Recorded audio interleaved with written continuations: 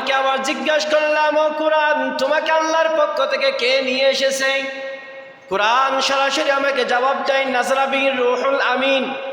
রূহুল আমিন নামক একজন ফেরেশতা আছে, নাম তার জিবরাইল আমিন। ওই জিবরাইল আমিন সরাসরি কোরআনকে আল্লাহর পক্ষ থেকে নিয়ে এসেছেন। সুবহানাল্লাহ। কোরআনকে আবার প্রশ্ন করলাম, ও কোরআন, তুমি কার উপর নাজিল হয়েছ?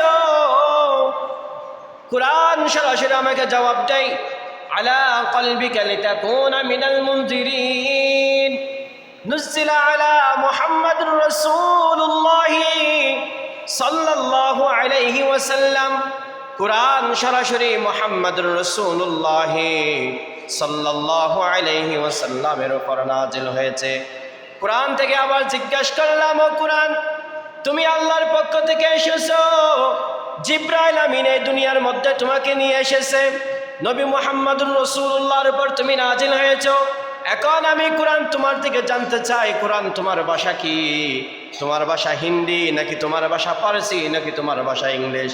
কোরআন সরাসরি আমাকে জবাব দেয়, বিলিসানিন আরবিয়্যিম মুবিন। কোরআন সরাসরি আমাকে জবাব দেয়, আমার ভাষা হলো একটি, আর সেটি হলো আরবি। সুবহানাল্লাহ, আলহামদুলিল্লাহ, সুম্মা আলহামদুলিল্লাহ।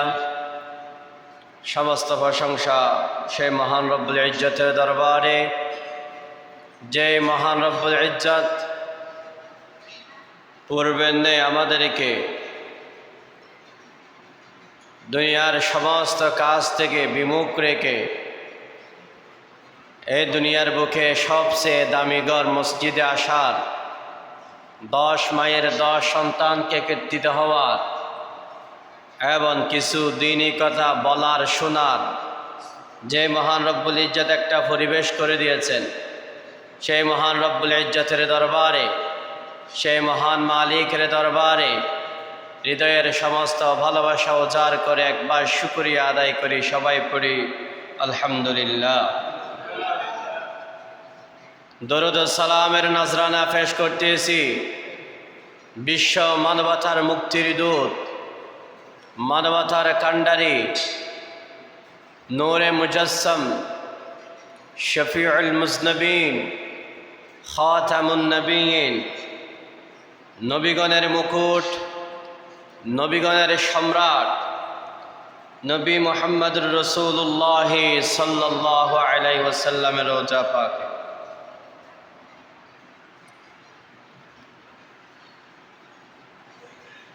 গত জুমায় আলোচনা করেছিলাম কোরআনের পরিচয় এবং কোরআন তেলাওয়াতের ফজিলত সম্পর্কে। যদিও বা সময় কম হওয়ার কারণে শেষ করতে পারি নাই, এই জুমাতেও চেষ্টা করব আল্লাহ তাআলা যেন আমাকে আমলের নিয়তে কিছু কথা বলার, আপনারা যারা শুনবেন প্রত্যেককে যেন আল্লাহ তাআলা আমলের নিয়তে শোনার তৌফিক দান করেন। সবাই পড়ি আল্লাহুম্মা আমিন।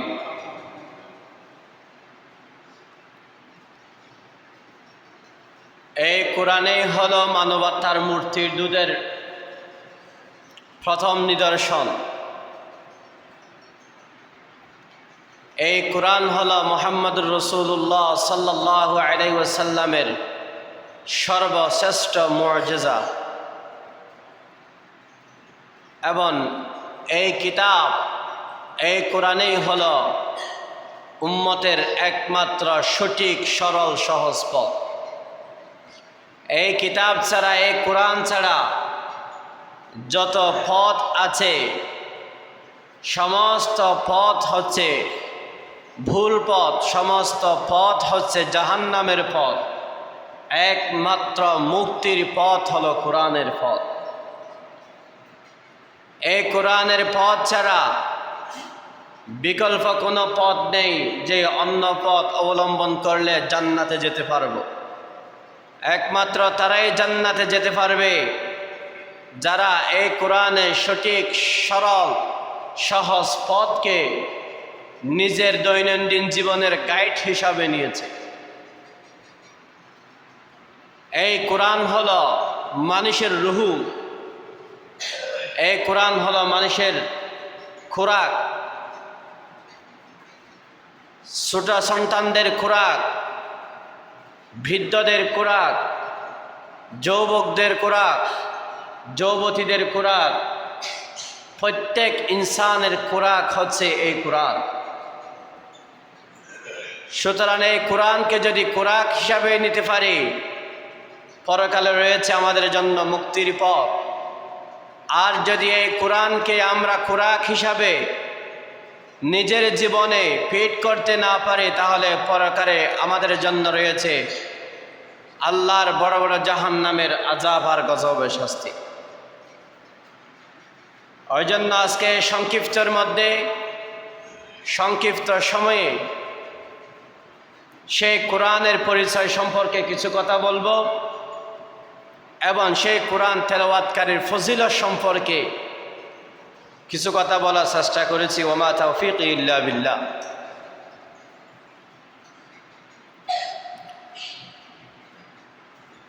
সর্বপ্রথম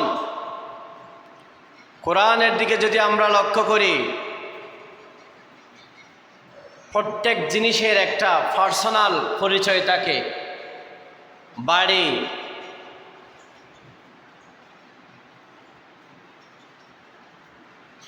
দুনিয়াবি খাইসিয়তে, দুনিয়াবি সুরতে প্রত্যেক মানুষের যেমন একটা নিজ নিজ ব্যক্তিগত একটা ডিটেলস থাকে, বায়োডাটা থাকে, ব্যক্তিগত পরিচয় থাকে, তেমনিভাবে কোরআনের একটি ব্যক্তিগত পরিচয় আছে। কোরআনের ব্যক্তিগত পরিচয় সরাসরি আমরা আজকে কোরআনের আলোকে জানবো ইনশাআল্লাহ।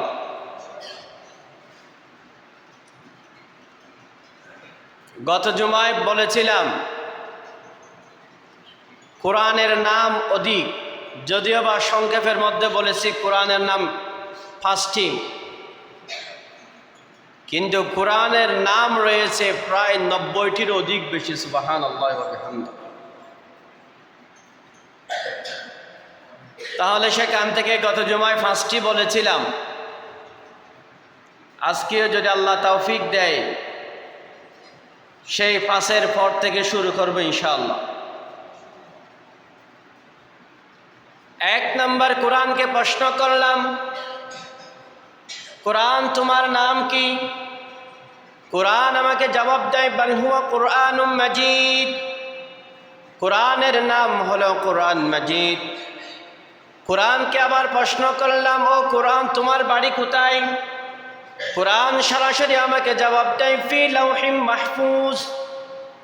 কোরআন আমার বাড়ি হচ্ছে লাউহে মাহফুজে। কোরআন থেকে আবার জিজ্ঞাসা করলাম, ও কোরআন তুমি কার পক্ষ থেকে দুনিয়ার বুকে এসেছো? কোরআন সরাসরি আমাকে জবাব দেয়, তানজিলুম মির রাব্বিল আলামিন। এই পুরো জাহানের যিনি রব, এই পুরো জাহানের যিনি প্রতিপালক, এই পুরো জাহানের যিনি মালিক, এই পুরো জাহানের যিনি স্রষ্টা, ওই স্রষ্টা থেকে, ওই প্রতিপালক থেকে, ওই মালিক থেকে, ওই আল্লাহ থেকে আমি এসেছি। সুবহানাল্লাহ। কোরআনকে আবার জিজ্ঞাসা করলাম, ও কোরআন তোমাকে আল্লাহর পক্ষ থেকে কে নিয়ে এসেছে? কোরআন সরাসরি আমাকে জবাব দেয়, নাযরা বিহি রূহুল আমিন। রূহুল আমিন নামক একজন ফেরেশতা আছে, নাম তার জিবরাইল আমিন। ওই জিবরাইল আমিন সরাসরি কোরআনকে আল্লাহর পক্ষ থেকে নিয়ে এসেছেন। সুবহানাল্লাহ। কোরআনকে আবার প্রশ্ন করলাম, ও কোরআন তুমি কার উপর নাজিল হয়েছ? কোরআন সরাসরি আমাকে জবাব দেয়, আলা কলবিকা লিতাকুনা মিনাল মুনজিরিন। নুজিলা আলা মুহাম্মাদুর রাসূলুল্লাহ সাল্লাল্লাহু আলাইহি ওয়াসাল্লাম। কোরআন সরাসরি মুহাম্মাদুর রাসূলুল্লাহ সাল্লাল্লাহু আলাইহি ওয়াসাল্লামের উপর নাজিল হয়েছে। কোরআন থেকে আবার জিজ্ঞাসা করলাম, ও কোরআন তুমি আল্লাহর পক্ষ থেকে এসেছো, জিবরাইল আমিন এই দুনিয়ার মধ্যে তোমাকে নিয়ে এসেছে, নবী মুহাম্মাদুর রাসূলুল্লাহর উপর তুমি নাজিল হয়েছো। এখন আমি কোরআন তোমার থেকে জানতে চাই, কোরআন তোমার ভাষা কি? তোমার ভাষা হিন্দি নাকি তোমার ভাষা ফারসি নাকি তোমার ভাষা ইংলিশ? কোরআন সরাসরি আমাকে জবাব দেয়, বিলিসানিন আরবিয়্যিম মুবিন। কোরআন সরাসরি আমাকে জবাব দেয়, আমার ভাষা হলো একটি, আর সেটি হলো আরবি। সুবহানাল্লাহ।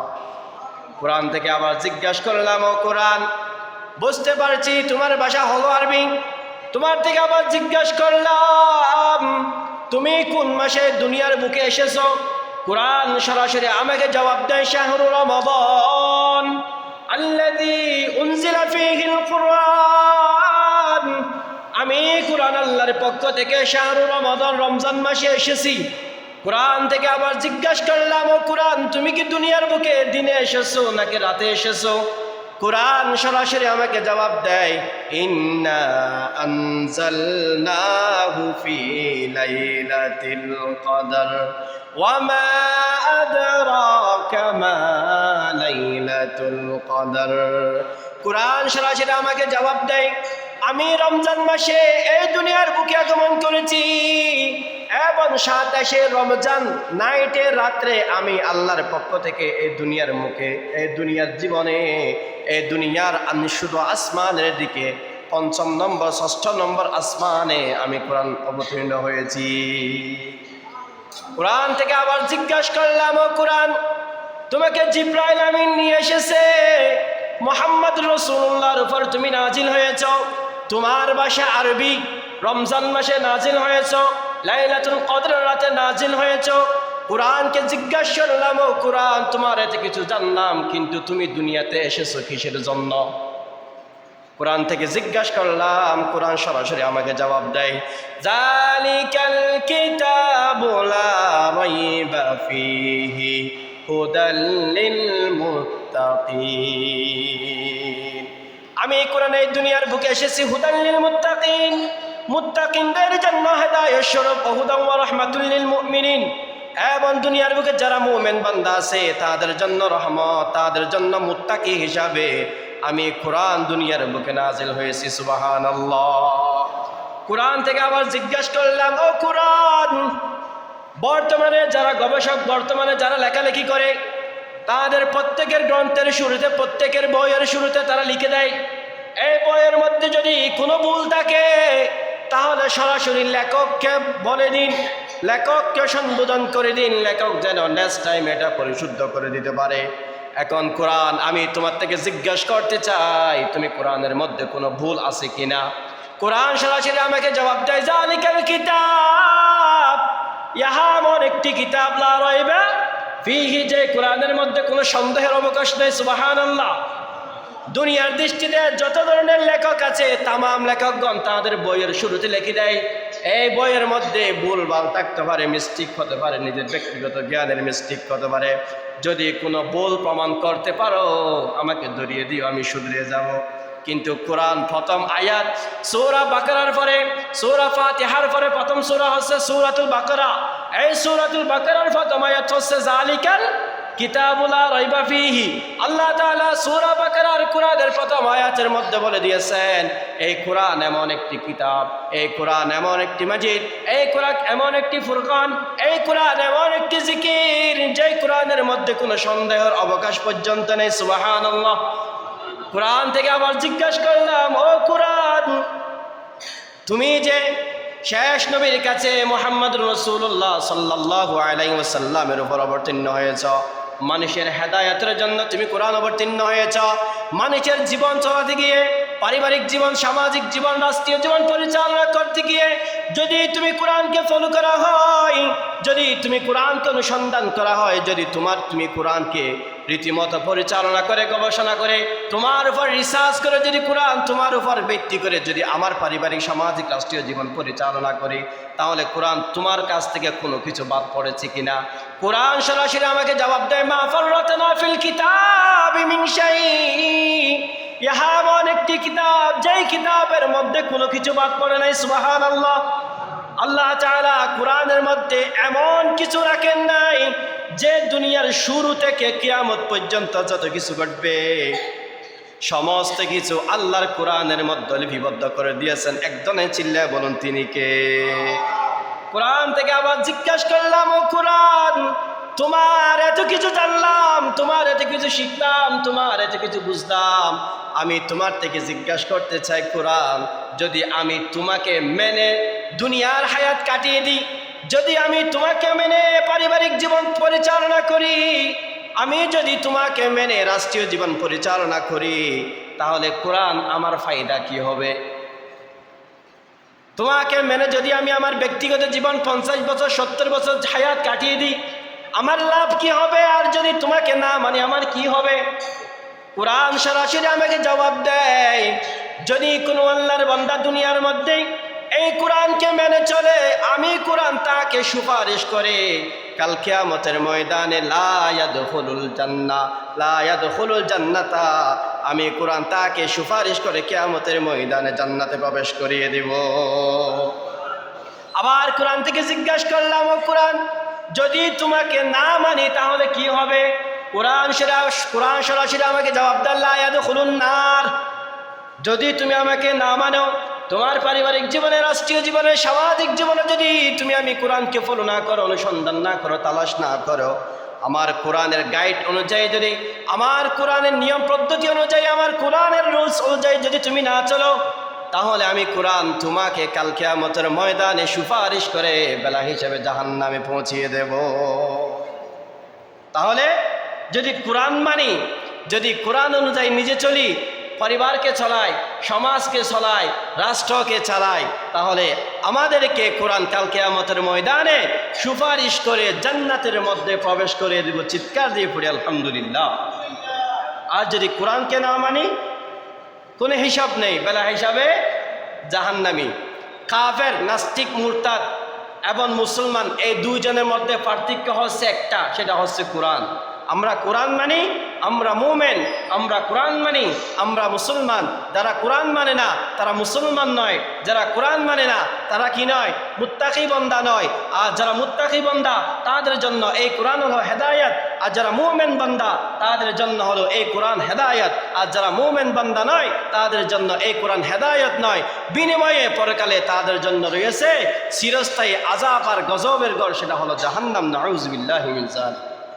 ওই জন্য কোরআনের সাথে আমাদেরকে সম্পর্ক রাখতে হবে।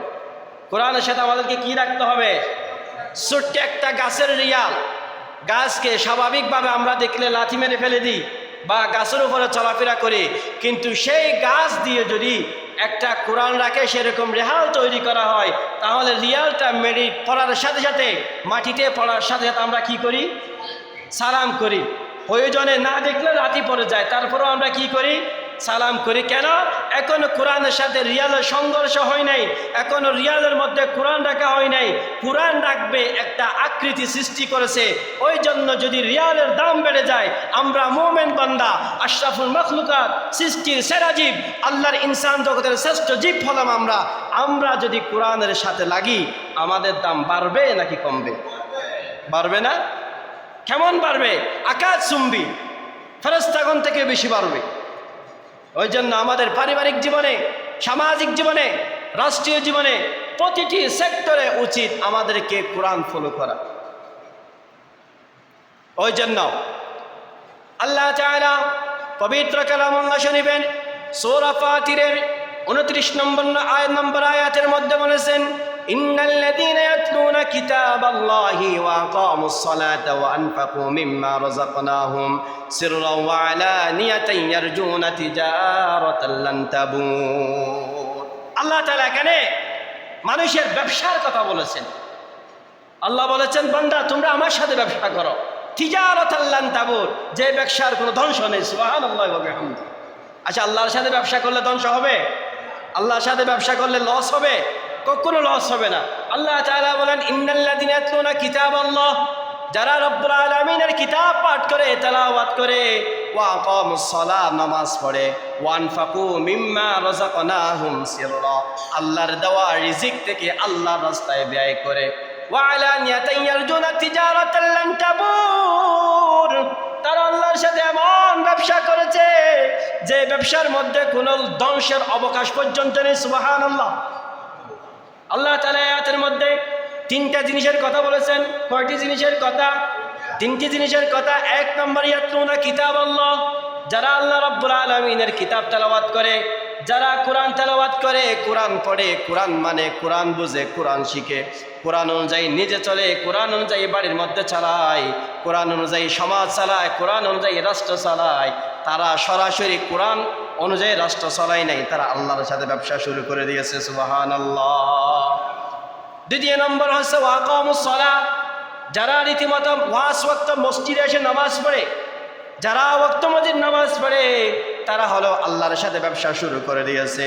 ওয়ানফাকু মিম্মা রাযাকনাহুম সিররাও ওয়া আলানিয়াতা, আল্লাহর দেওয়া রিজিক থেকে, আল্লাহর দেওয়া মান সম্পদ থেকে তারা আল্লাহর রাস্তায় ব্যয় করে। কয়টি কথা বলেছেন? 3টি। ইয়াতলুনা কিতাবাল্লাহ, 1 নম্বর যারা কোরআন তেলাওয়াত করে, 2 নম্বর ওয়াকামুস সালাহ, যারা সালাত কায়েম করে, 3 নম্বর হচ্ছে মিম্মা রাযাকনাহুম আনফিকু, 3 নম্বর হচ্ছে যারা আল্লাহর দেওয়া রিজিক থেকে আল্লাহর রাস্তায় ব্যয় করে। সিররা ওয়া আলানিয়াতান ইয়ারজুনা তিজারাতান লান তাবুর, তারা সরাসরি আল্লাহর সাথে ব্যবসা শুরু করে দিয়েছেন। সুবহানাল্লাহ। ওই জন্য উচিত বাড়ির মধ্যে ঘন ঘন বেশি বেশি কোরআন তেলাওয়াত করা। আদিম যুগে দেখেছি, আজ থেকে 10 বছর 12 বছর আগে দেখেছি, আমার দাদিরা যখন জীবিত ছিল, এখন তো মারা গেছে, আমার দাদিরা যখন জীবিত ছিল ফজরের নামাজ পড়ে আমাদেরকে বলতো, বাসায় গেলে নাতি ঘুম থেকে উঠ, ঘুম থেকে উঠে দরজার সামনে বসে ওজিফা পড়ো, কোরআন পড়ো, কোরআন তেলাওয়াত করো, হাদিস পড়ো, আল্লাহর কাছে চাও, টাকা চাও, পয়সা চাও, ধনসম্পদ চাও, রিজিক চাও, তোমার জ্ঞান চাও। আমাদের দাদিরা আমাদেরকে এরকম শিখেছে, আজ থেকে 10 থেকে 12 বছর আগের কথা। কিন্তু এখন নিজের মাও গুঞ্জায় রাত 12টায়, বাপও গুঞ্জায় রাত 12টায়, সন্তানও গুঞ্জায় রাত 1টায়। কিসে শেষ করে দিয়েছে? মোবাইলে শেষ করে দিয়েছে। মাও সারাদিন মোবাইল দেখে, বাপও সারাদিন মোবাইল দেখে। এখন সন্তানকে বলে, এই সন্তান ঘুম যা, সন্তান বলে বাবা ঠিকই ঘুম যাচ্ছি, কিন্তু সন্তান কোথায় ঘুম যাচ্ছে সেটা আর খেয়াল নেই। সন্তান এমন গরমের মধ্যে একটা কম্বল গায়ে দিয়েছে, কম্বল গায়ে দিয়ে ঘুমের মধ্যে এমনভাবে 5G, Free Fire, PUBG game খেলতেছে। মা বাপ মনে মনে চিন্তা করতেছে, আমার সন্তান অন্য অন্য সন্তানের চেয়ে অনেক বেশি ভালো। কেন ভালো? 8টা বাজার আগে ঘরের মধ্যে উপস্থিত, কিন্তু ঘরের মধ্যে এসে ঘুম যাচ্ছে নাকি আর কি করতেছে সেটা কোনো সিদ্ধান্ত নেই। বাড়ির মধ্যে গিয়ে ছুটে একটা কম্বল চাপাইয়ে সারাদিন সারা রাত free fire, PUBG game, girlfriend, অমুক তমুক সবগুলো করতেছে। এই মোবাইল এখন আমাদেরকে ধ্বংস করে দিচ্ছে। আল্লাহ জানে ভবিষ্যতে যারা প্রজন্ম উঠবে তাদের অবস্থা কি হয়, তাদের হাল কি হয়। এই কোরআন তেলাওয়াত, এই মোবাইলে মানুষের বাড়ি থেকে কোরআন তেলাওয়াত চিরতরে ধ্বংস করে দিয়েছে। আগের যুগে মানুষ রাত 8টা 9টা বাজতে বাজতে ঘুমায় যায়, এখন মানুষ রাত 8টা এবং 9টা বাজতে বাজতে একা একা হয়ে যায়। স্বামীর গো স্বামী, বউর গো বউ, নাতির গো নাতি, ফুতির গো ফুতি। কিসের জন্য? যার যার মতো করে তেতে ঘুরতেছে, ফেসবুক স্টল করতেছে, ইউটিউব স্টল করতেছে, সারা রাত চলে যায়। ফজরের টাইম যখন হয়ে যায় তখন ঘুমে চলে যায়, নামাজ কাজা হয়ে যায়। নেই বাসার মধ্যে নেই, হাজার হাজার আছে, এদিকেও আছে। রাত যখন 12টা বেজে যায়, আমি যদি মাঝে মাঝে উঠি তারপরেও দেখি এখানে এত বড় লাইট জ্বলে। কিরে লাইট? কোনো এখানে কোনো কেউ লাইট তৈরি করছে কিনা, বা এখানে কোনো কেউ লাইট ফিটিং করছে কিনা? কেউ লাইট ফিটিং করে না। সেই গরিবের বিড়া যুবকদের হাতে লাগিয়ে সারাদিন মার অমুক তমুক এই সেই শুরু করতেছে। এগুলো আমাদেরকে ধ্বংস করে দিচ্ছে, এগুলো ইসলামকে ধ্বংস করে দিচ্ছে, এগুলো মানুষের অন্তরকে ধ্বংস করে দিচ্ছে। এগুলোর কারণে এক অপরের কাছ থেকে ভালোবাসা উঠে যাচ্ছে। স্বামী স্ত্রী বাসার মধ্যে উভয়জন একসাথে ঘুমাইতে গেছে, স্বামী ছিপ একটা মোবাইল, বউ ছিপ একটা মোবাইল। স্বামী স্ত্রীর মধ্যে যে একটা মহব্বতের কথা, এটা দূরে সরে গেছে। মোবাইল সিফটি সিফটি বউ ঘুম, মোবাইল সিফটি সিফটি স্বামী ঘুম। নেই, হাজার হাজার আছে। ওই জন্য আমাদেরকে মোবাইল থেকে দূরে সরে আসতে হবে। আল্লাহর সাথে যদি আমরা ব্যবসা করতে চাই, আমাদের থেকে সীমাবদ্ধ হয়ে যেতে হবে। আমরা কি টাইমে কোন টাইমে কি করব, এতটুক থেকে এতটুক পর্যন্ত মোবাইল ইউজ করব, মোবাইল ব্যবহার করব। সন্তানকেও দেখাশোনা করব, সন্তান কি করতেছে মাগরিবের পর থেকে, বাসার বাইরে কি করতেছে, সবগুলো যত্ন নেব। আর যদি তুমি এবং আপনি যদি যত্ন না নিই, তাহলে সন্তান বড় হয়ে আপনাকে মারবে। কেন? আপনি সন্তানের হক আদায় করেন নাই। আমি দুনিয়ার মধ্যে সন্তান জন্ম দিয়েছি, এখানে আমার মা বাবার হক আদায় হয় নাই। মা বাবার হক এখন আরো অনেক রয়ে গেছে। সন্তানকে দুনিয়ার বুকে জন্ম দেওয়ার পর সন্তানকে দ্বীনি শিক্ষায় শিক্ষিত করতে হবে। যদি সন্তানকে দ্বীনি শিক্ষায় শিক্ষিত করতে না পারে, তাহলে সন্তান মা বাবার মর্ম বুঝবে না, মা বাবার কদর বুঝবে না। রাসূলুল্লাহ যে বলেছেন, সন্তানের মা বাবার দিকে তাকালে কবুল হজের সব, সেটা সন্তান জানবে না। সন্তান মোবাইলে শিখবে কি? মারামারি, অমুক তমুক। এটা যখন সন্তান বড় হয়ে যাবে, মা বাপ যখন বৃদ্ধকালে চলে যাবে, ওই সন্তান যেগুলো মোবাইলে দেখছে, এগুলো মা বাপুর উপর কী করবে? প্র্যাকটিস করবে। মা বাপুর উপর কী করবে? প্র্যাকটিস করবে।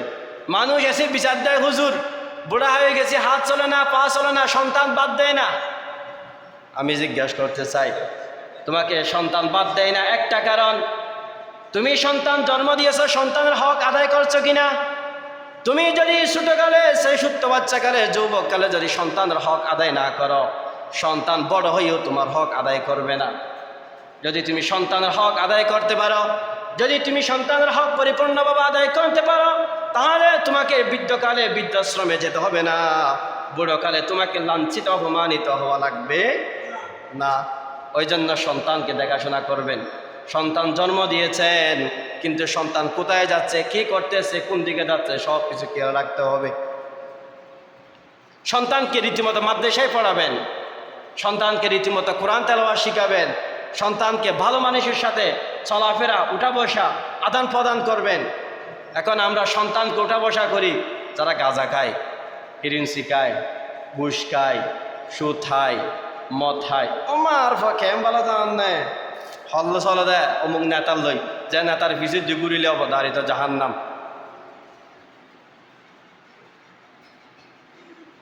এরকম মা বাপ যদি সন্তানকে এভাবে ছেড়ে দেয়, তাহলে তো বুড়াকালে গিয়ে আপনাকে মার খেতে হবে, সেই বৃদ্ধাশ্রমে যেতে হবে, এটা তো স্বাভাবিক।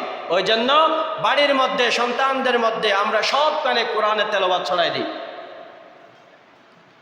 যারা কোরআন তেলাওয়াত করে তাদের মর্যাদা কতটুকু? রাসূলুল্লাহ সাল্লাল্লাহু আলাইহি ওয়াসাল্লাম একটা হাদিস শরীফ বর্ণনা করেছেন। নাফি বিন আবুল হারিস সাহাবীর নাম কি?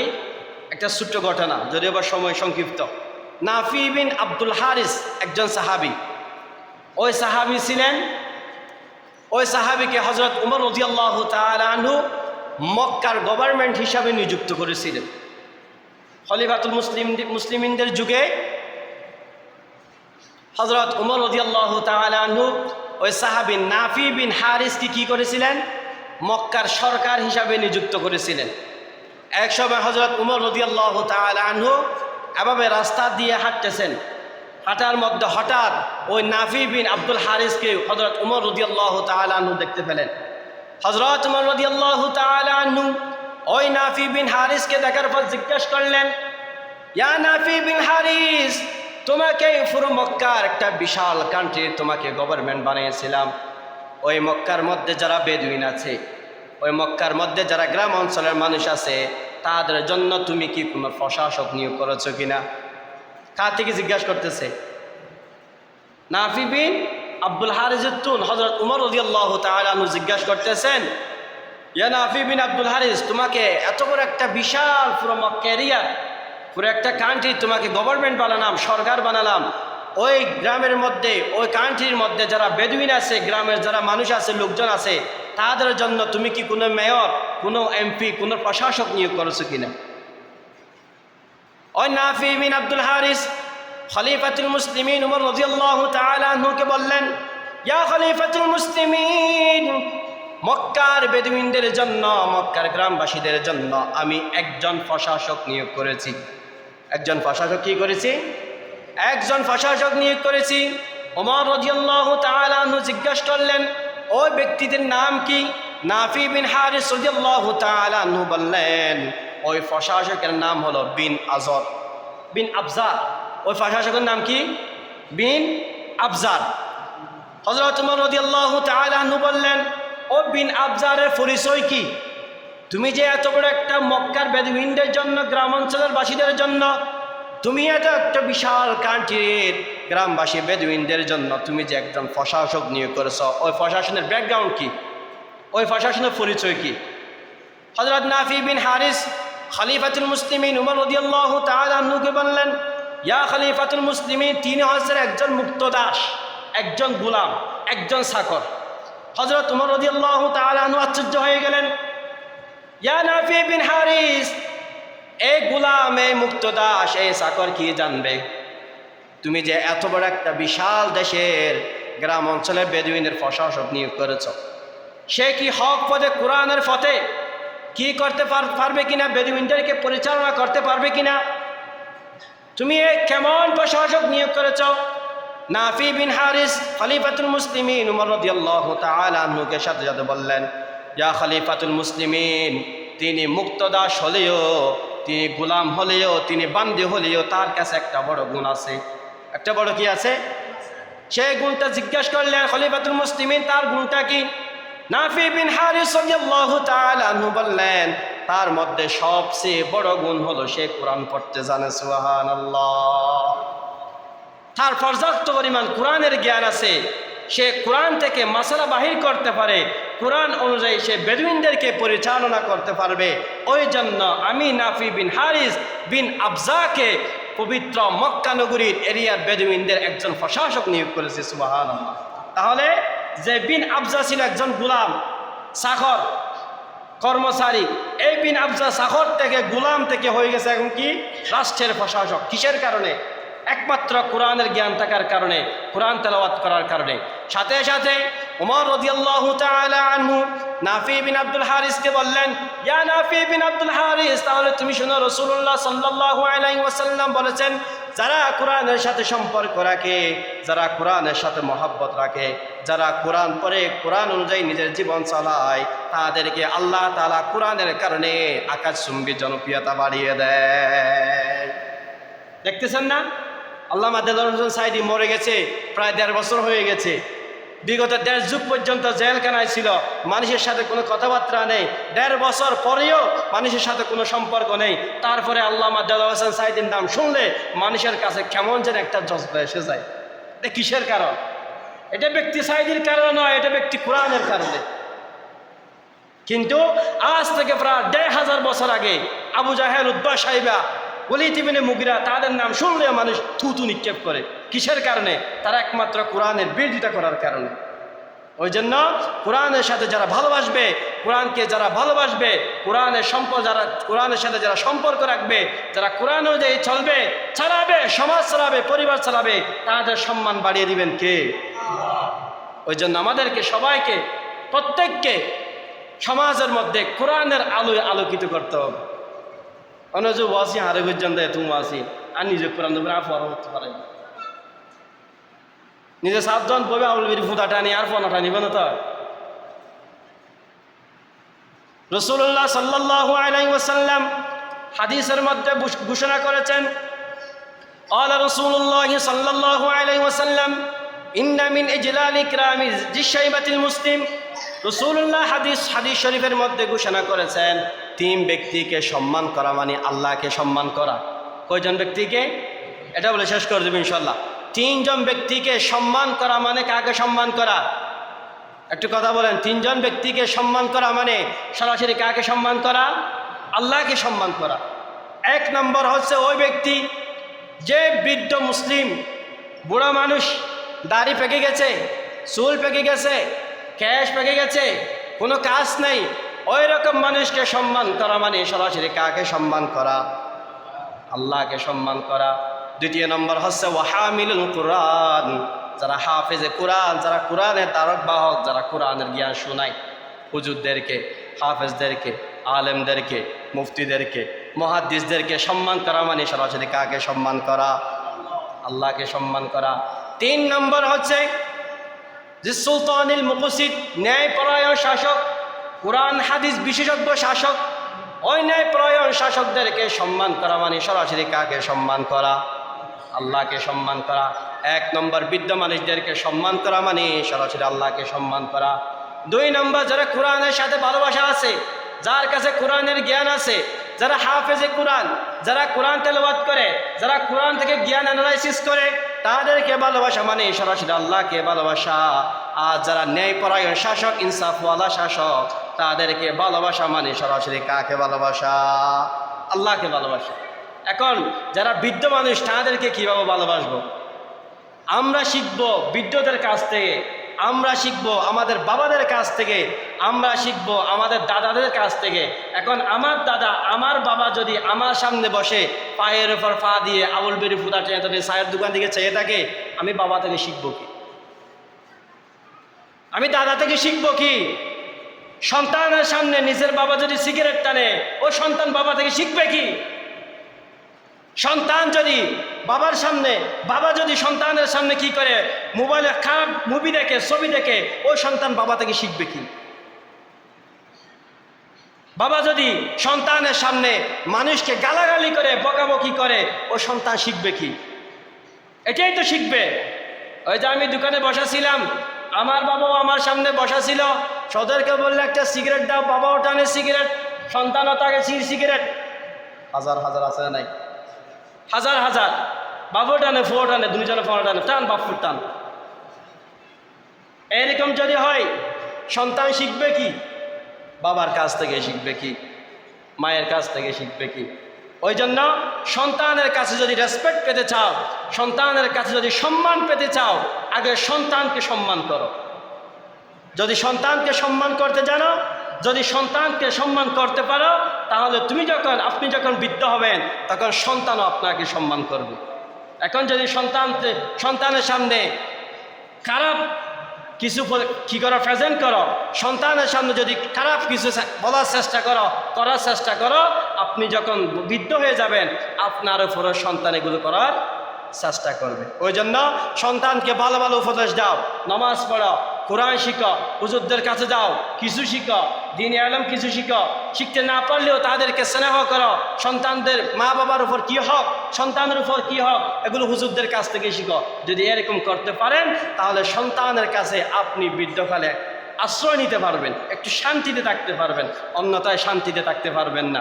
যে কথাগুলো বলেছে আল্লাহ তাআলা আমাকে, আপনারা যারা শুনছেন, প্রত্যেককে আমল করার তৌফিক দান করুন। ওয়া মা তাওফীকি ইল্লা বিল্লাহ।